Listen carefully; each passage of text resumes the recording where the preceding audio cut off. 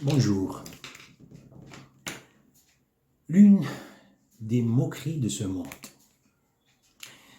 le monde moderne, pas aujourd'hui nécessairement aujourd'hui, contemporain, à travers les siècles,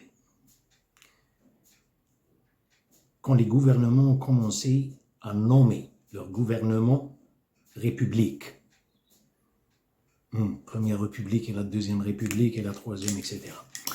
Comme je viens de dire, la plus grande moquerie lorsque les États disent, ils parlent de laïcité. Ils disent on est laïque. Ce qui se passe aujourd'hui, on est le 11 décembre 2025.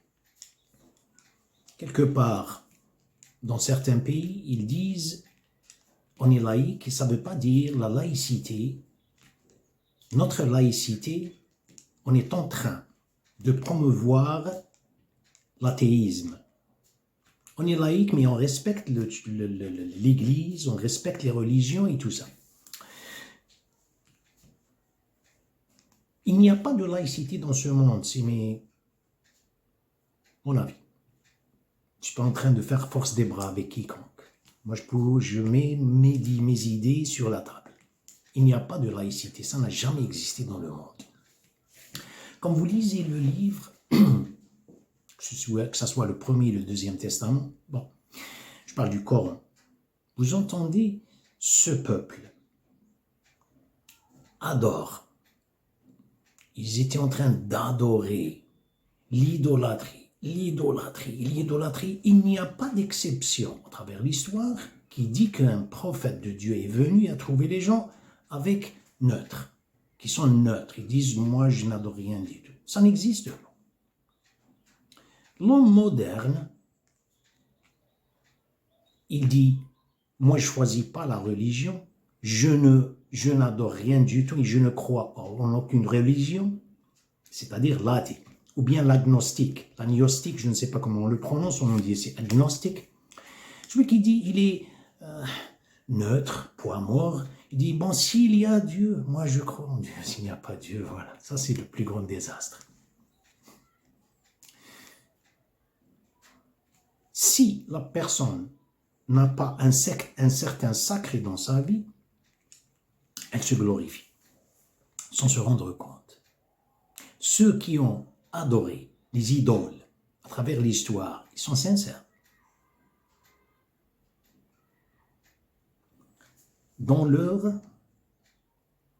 C'est-à-dire dans leur polythéisme. Ils sont sincères. Ce qu'ils ont projeté dehors, l'idolâtrie, ils ont glorifié, ils ont idolâtré dans le verbe. Cette idolâtrie, c'est qu'ils l'avaient déjà dans leur propre conscience, ils l'ont visualisé, ils l'ont sculpté, ils disent voilà ce qu'on a. Même chez les Grecs, regardez les Grecs par exemple, avant Jésus, alayhi salam, ils ont idolâtré, déifié, déité, c'est-à-dire déifié l'univers. Ils ont su que dans l'univers, il y a l'âme. Ils appellent ça anima, animisme, etc., animatisme. Il y a l'esprit, il y a l'âme dans les océans, dans le vent, dans le soleil, dans les étoiles et tout ça. Ils ont déifié, par exemple, ils disent le dieu de la mer, du soleil, se Poséidon, etc. Bon, bien que, attention, ils croient à l'absolu.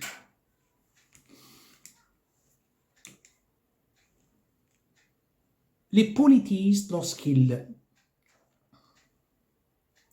lorsqu'ils veulent idolâtrer quelque chose, il y a tout le temps dans l'histoire un transmetteur, il y a un récepteur. Il y a l'émetteur, c'est lui.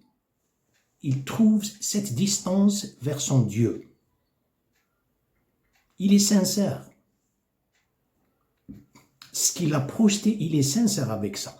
Mais l'athée, il ne projette rien du tout. Il vous dit, moi je ne crois à rien. Car cette distance, l'individu dans l'histoire, l'être humain en général, il cherche cette dimension pour qu'elle le réconforte et elle le valide.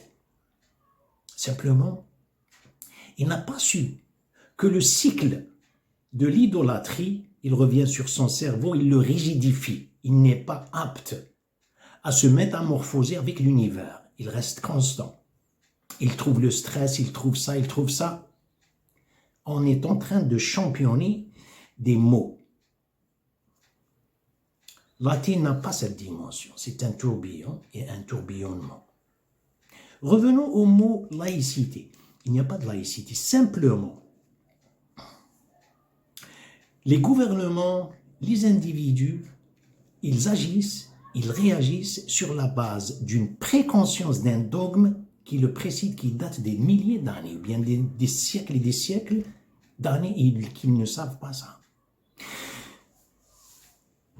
Les chrétiens, quand s'y responsabilisent, qu'est-ce qu'il y a avec le dogme chrétien? Ça, c'est un subjonctif.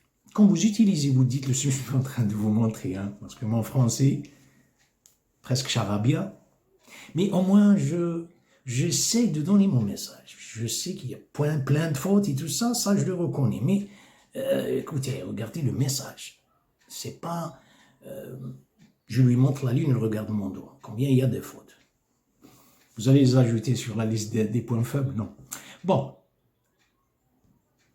Le subjonctif, lorsque vous dites qu'il en soit ainsi, on dirait qu'il en soit ainsi.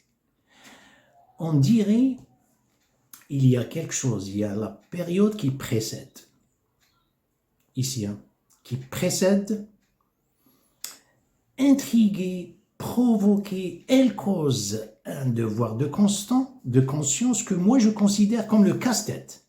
On dirait, positif, négatif, peu importe, je veux finir et je dis qu'il en soit ainsi. Laisse la situation telle qu'elle est. Il y a une continuité. On dirait, dans cette continuité, il y a quelque chose qui précède et continue vers le futur. Moi, je prends une décision dans le poteau qui sépare les intervalles. Je sais un peu, peut-être je donne des exemples un peu bizarres. Vous avez l'intervalle, les intervalles. Est-ce que je vis, moi, pendant le poteau qui sépare, c'est les intervalles, est-ce que j'ai un devoir de devoir de conscience pendant le parcours? Non, généralement non. Je prends la décision. Ici, ensuite, il y a la cadence de la routine, la cadence qui continue. Ensuite, il y a l'autre poteau. C'est qui lie entre les distances, l'autre poteau des intervalles, ensuite la distance. Mais le malheur ici, c'est pas moi qui prends la décision, elle est prise pour moi. Ce qui se passe avec les chrétiens et ce qui se passe avec les musulmans et les juifs. On va se laisser, ça c'est un point d'interrogation, on va vers un verset dans le Coran. Celui dit, Dieu nous dit, إنا عرضنا الأمانة على السماوات والأرض والجبال فأبين أن يحملنها وأشفقن منها وحملها الإنسان إنه كان ظلوما جهولا. Nous avions proposé aux cieux, à la terre et aux montagnes la responsabilité. Proposer, moi je dis confier. Quelque chose confié. Ils ont dit proposer, confier la responsabilité. Voilà, entre parenthèses, de porter les charges, de faire le bien et d'éviter le mal, ils ont refusé. Je parle des cieux, la terre et les montagnes. Ils ont refusé de la porter et ils en ont peur, alors que l'homme s'en est chargé, car il est très injuste envers lui-même et très ignorant. La traduction, enfin, confie. Et pourquoi le gigantisme des cieux n'a pas pu supporter cette responsabilité? ni les montagnes, ni la terre, et l'être humain l'a prise. Vous confiez quelque chose à quelqu'un,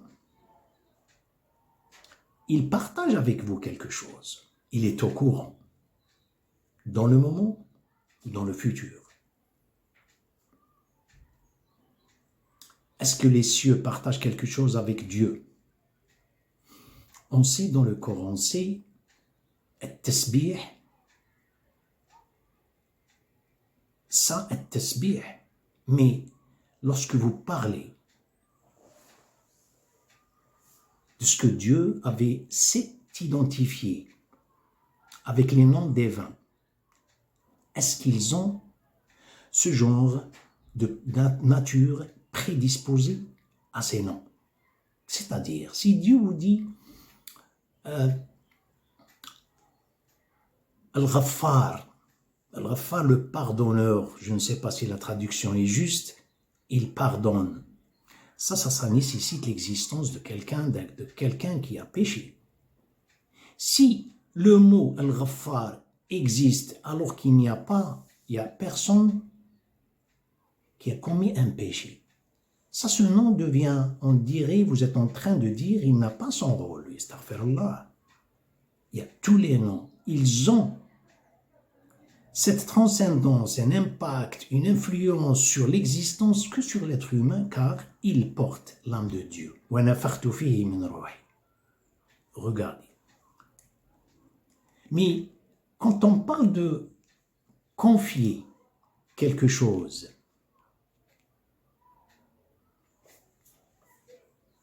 c'est être sur terre et avoir cette présence des noms divins dans le comportement de la vie. Faire face à une vie et être tout le temps exposé à ces noms divins.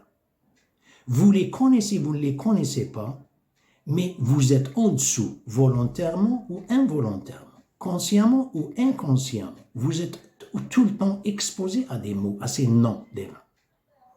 Simplement, vous bénéficierez lorsque vous demandez ou bien vous vous exposez sincèrement en dessous cette vue seigneuriale tout en citant ces noms. C'est-à-dire lorsqu'il s'agit de prière, priez à Dieu, essayez d'être sincère et dites mon Dieu, Ar-Rahman, Ar-Rahim, Al-Malik, Al-Quddus, Al-Salam, Al-Mumin, Al-Muhaymin, Al-Aziz, Al-Jabbar, Al-Mutakabbir, Al-Khaliq, Al-Bari. Vous êtes ici sincère avec votre existence. Vous montrez votre inaptitude, incapacité, inadéquatie pour accepter ça. Mais c'est-à-dire, vous restez tout le temps exposé à ces genres de métamorphoses dans le monde. Est-ce que cela existe avec les cieux? Non, c'est pas question de gigantisme, c'est question d'être capable, apte à se modifier, à se métamorphoser. Les montagnes, la même chose. Dans un hadith Qudsi, Dieu, lorsqu'il a créé la terre, elle a commencé à bousculer, elle a commencé à être instable et tout ça. Ensuite, Dieu avait créé les montagnes. Les anges, par une inspiration divine, lui ont demandé, notre Seigneur, est-ce que vous avez créé quelque chose de plus sévère que les montagnes? Il leur a dit le fer. Ensuite, la même question, il leur a dit le feu. La même question, il leur a dit l'eau, plus sévère, plus que le feu. Ensuite, la même question, il leur a dit c'est le vent. À la fin, est-ce que vous avez créé quelque chose plus efficace, plus sévère que le vent? Il leur a dit oui, la charité que le fils d'Adam donne. Sa main gauche n'est pas consciente, n'est pas au courant de ce que sa main droite avait donné. Regardez le pouvoir ici. Le pouvoir c'est des montagnes. Ensuite, le fer, il est dans la montagne. Il est dans les montagnes. Ensuite, il y a le feu. On reste toujours avec quelque chose qu'on peut, c'est-à-dire voir l'effet, son effet, le feu. Ensuite, on voit l'effet de l'eau. Mais ici, après l'eau, ça y est, tout est invisible. À l'œil nu, il s'évapore, l'eau, elle s'évapore. Ici, vous avez al-hawa, al-rih, c'est le vent. Ensuite, où est-ce qu'elle est? Toute cette force, elle est dans la main du fils d'Adam. Dans sa conscience, il décide, mais c'est-à-dire, il décide au nom de Dieu. Sa main gauche n'est pas au courant de ce que sa main droite avait donné. Il a pris la décision, peut-être, vous dites le système nerveux, mais il n'a pas compté. Il n'a pas compté. C'est-à-dire, regardez ici le pouvoir. Le pouvoir, c'est être exposé à la volonté de Dieu. Vous avez la vôtre, mais c'est la volonté de Iradat Allah, et vous le laissez. Revenons aux chrétiens, musulmans et juifs. Il a confié ça aux monothéistes. Pour faire quoi? Ce devoir qui est constant, il est devenu, où est-ce que ce devoir qu'on vous dit confier, Dieu a confié, il a confié ça au conscient. Ce n'est pas le subconscient, ce n'est pas l'inconscience, je veux dire, c'est pas le subconscient. Il a confié cette amana, la responsabilité, au conscient, c'est l'être humain qui est conscient. Mais qu'est-ce qu'il y a dans cette conscience? Dans cette conscience, il y a les noms divins. Lui, il est exposé à ces noms divins tout le temps. Mais lorsque la conscience, le conscient, leur responsabilité, il se désiste de cette responsabilité, il se détache. Qu'est-ce qu'il fait ici? Le parcours entre les intervalles qui étaient les intervalles, bon, c'est les distances, le parcours qui était tout le temps. Il a choisi le point. C'est l'institution qui me remplace. Les chrétiens, après l'ascension de Jésus, alayhi salam, qu'est-ce qu'ils ont fait? Il y a quelqu'un qui est notre sauveur. Quelqu'un pour notre rédemption, il est là, Dieu a envoyé son Fils pour mourir pour nous. C'est-à-dire, vous avez cette responsabilité qui est la conscience. Elle est détachée de l'être humain. Pour aller où? Pour aller vers une mort, une crucifixion qui n'a jamais pris place. Au lieu d'être inspiré par un début d'une vie de Jésus, il était le seul prophète de Dieu qui a parlé quand il était dans le berceau. Non, j'aime ça. Même si vous venez, il était devant eux, illettré, Al-Rasoul Muhammad sallallahu alayhi wa sallam, il leur a dit, il est en vie, dans le ciel, 2e, 4e, je ne me souviens pas, il est en vie, Dieu l'avait pris. C'est Judas Iscariot n'a pas dit ça, mais quelqu'un d'autre qui l'avait substitué pendant la mort. Non, moi j'aime que Jésus. Pourquoi? Je choisis l'irresponsabilité dans ma vie. Préconscience dans l'histoire, le christianisme est comme ça. Si cette conscience, elle sort, attention, elle est récupérée. Elle sort tout le temps. La décision principale, primitive, principale, elle n'est pas la leur. Ah, il est un grand responsable, il est un président, non, elle n'est pas la leur. Car la présence, je ne parle pas des individus. Il y a des exceptions, bien sûr. C'est les chrétiens, juifs ou musulmans. Mais voilà ce qui se passe, c'est un détachement, prendre la responsabilité de s'y responsabiliser. Ils prennent la décision brève dans le moment, alors que le monde, ce n'est pas un moment. Le moment appartient à l'institution, il n'appartient pas à Dieu. Je ne dis pas il n'appartient pas à Dieu. Vous ne pouvez pas prendre l'éternité et la compresser et la rendre un moment. L'éternité, elle est tout le temps en expansion et épanouissement dans votre cerveau. Vous prenez le moment de l'intervalle, vous vivez avec stress, mélancolie. Cette conscience, elle est récupérée par le juif, bien sûr. Vous avez le désistement. Chez le musulman, ils disent, pas question nécessairement, ils verbalisent qu'on se désiste. C'est la même chose. Le chrétien, il vit dans le cadre de l'institution. Le nom divin qui avait l'éternité, chaque nom, prenez ça tout le temps en majuscule, chaque nom, il avait une tendance de métamorphoser l'épanouissement, l'expansion du cerveau. Non, il s'est rigidifié dans l'institution. Alors, ils vivent avec les valeurs morales, mais dans le cadre de l'institution. Il a tout le temps ce genre de sentiment de déprivation. Je ne l'ai pas. Il est là inexécutant. Ce qui se passe avec le devoir de conscience chez le musulman. Le musulman, il vit avec l'imbu de sa personne.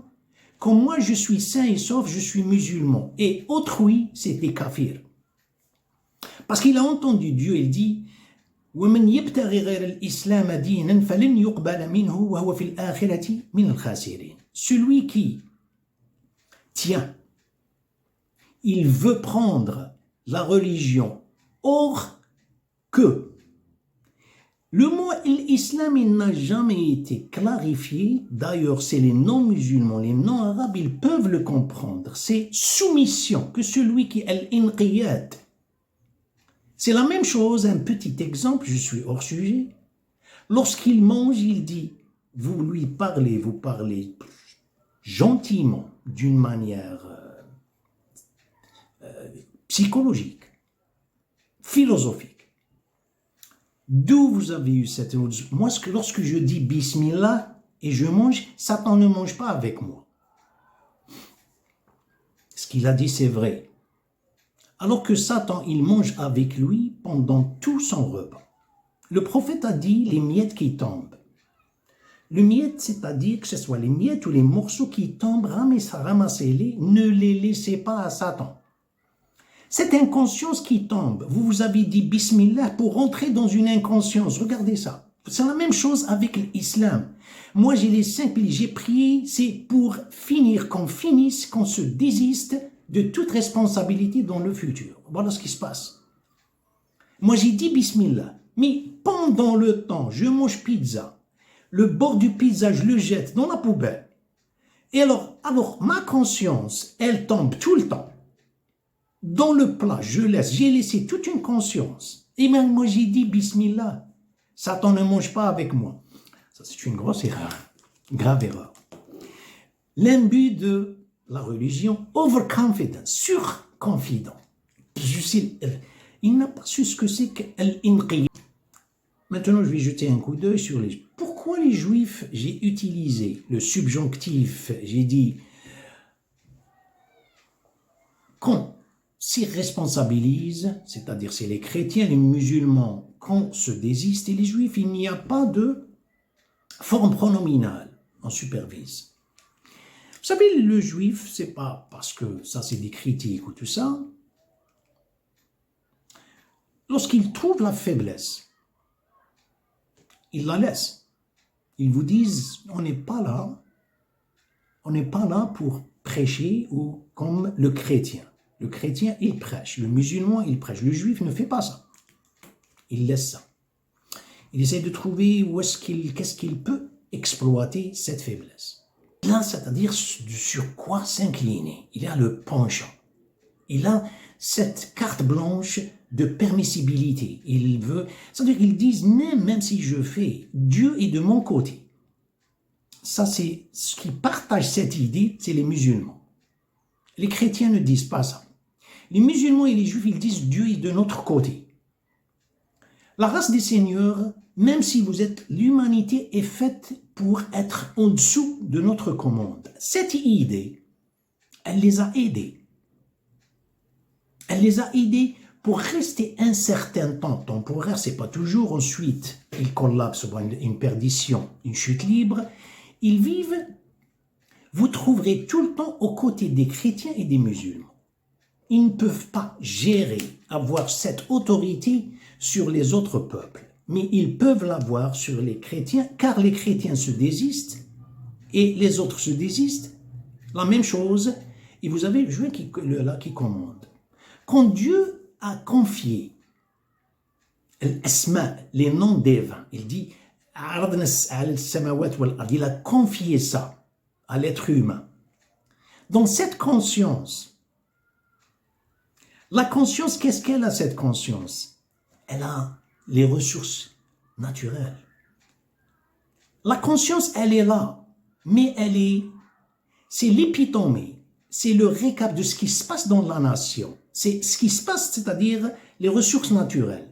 Si la conscience, elle sort, elle tombe, si celui qui a pris la conscience et qui avait récupéré, il récupère les ressources naturelles, ce qui se passe dans les pays musulmans, sans exception.